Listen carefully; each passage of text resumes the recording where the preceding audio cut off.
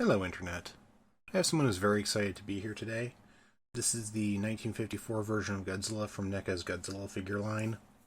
He's technically the fourth mold they've done, with a couple of repaints thrown in. And I'd say he looks good.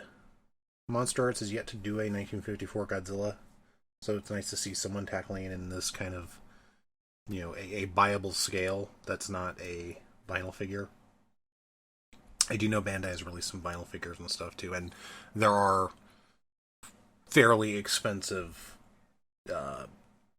like statues and such that I've seen, but nothing in the kind of $20 to $60 range that I kind of go for, and the 6-inch scale, for doing fun things like pitting them against Gundams and the Megazord and Mazinger Z and all that.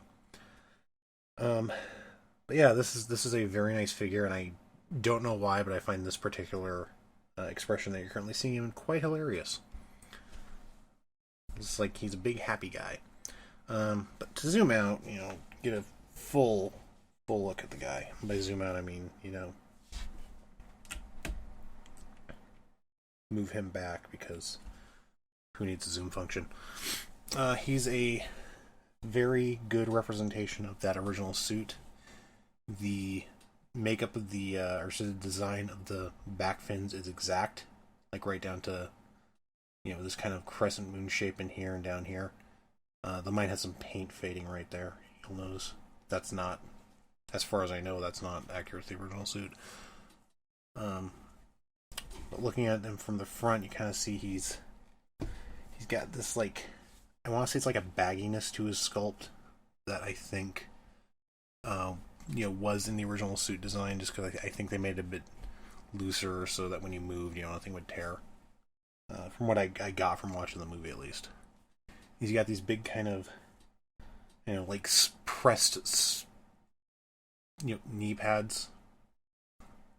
And then the big 4-clawed feet with the one claw off this side. And there's also a little peg hole in the bottom, should you need a stand to make him stand up, which I don't know why you would, because he has a fairly large foot base and a giant tail, but... and then, of course, the eyes, which you previously saw, look pretty good.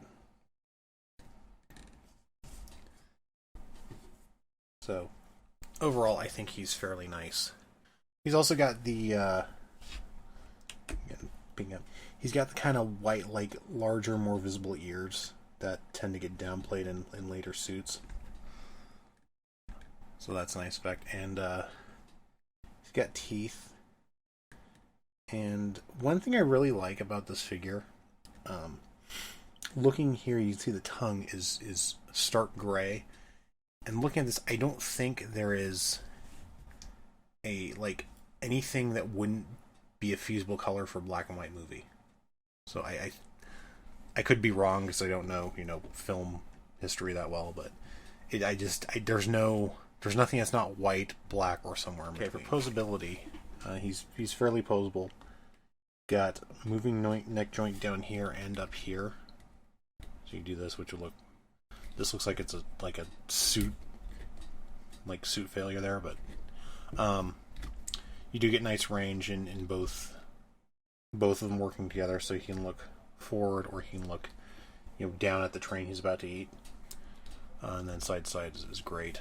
The waist can go that far down, but it looks ridiculous. It can also twist side to side, which is pretty good.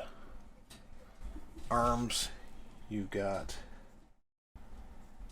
that much movement, then a swivel here, and this does bend, not a ton, but the suit wasn't a paragon of mobility as it was. No Godzilla suit is. You got a wrist joint, and this one actually has the the knuckle bending. I'm not really. It's nice to have, but it's not like I need Godzilla to hold a gun or something.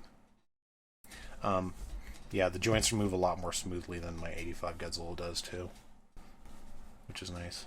And then with legs, you got some movement down here. Again, not amazing amounts, but enough to get what you need. Swivel there. knee bend.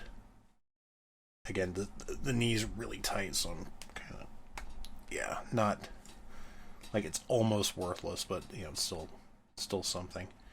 And then rotation and a bit of pivot in the foot. So overall, as much posability in the body as I want. Also, the tail is posable like the others. This back bit is a bendable kind of wire, like that.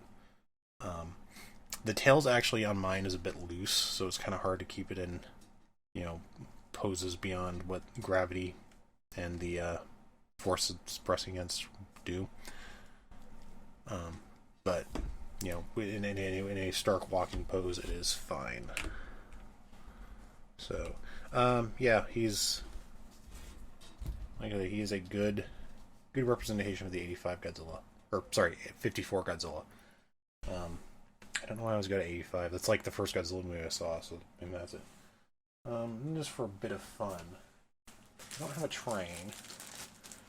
But I do have this. So, here's Godzilla on his rampage to Tatooine. So, yeah.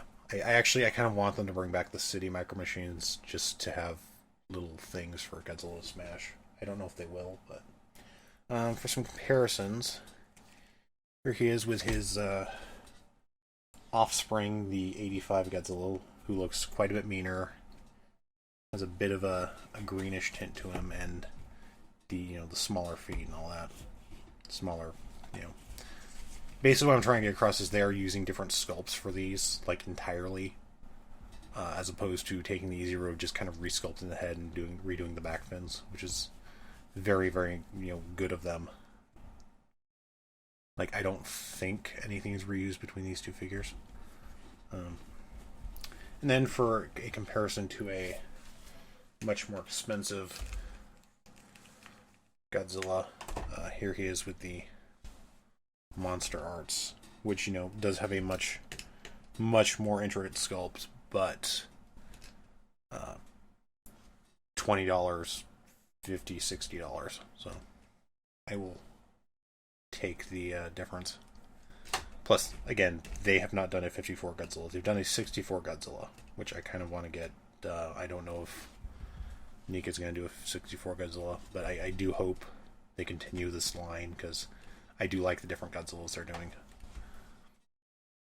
Plus, it'd be nice to see them take on, because since Monster Art seems to stick to more popular designs, specifically like the 90s stuff, and then the 64 Godzillas, because the Mothra versus Godzilla, the 64 movie where Mothra fought Godzilla, is like a huge hit over there. So I think that's why they did the 64 one, but I'd love to see NECA take on like Godzilla versus Gigan / Godzilla versus Godzilla. It's like the 70s suits. While Bandai focuses more on the newer stuff. But we'll see what happens. But yeah, in short, if you are a Godzilla fan, I would say definitely get this guy. Conclusion: he's going to be happy he's here with his friends in the background, and they're going to go, trash up the Star Wars universe, because I have tons of micro machines, and I figure the Empire is probably about as effective at fighting Godzilla as the JSDF is. So, see y'all later.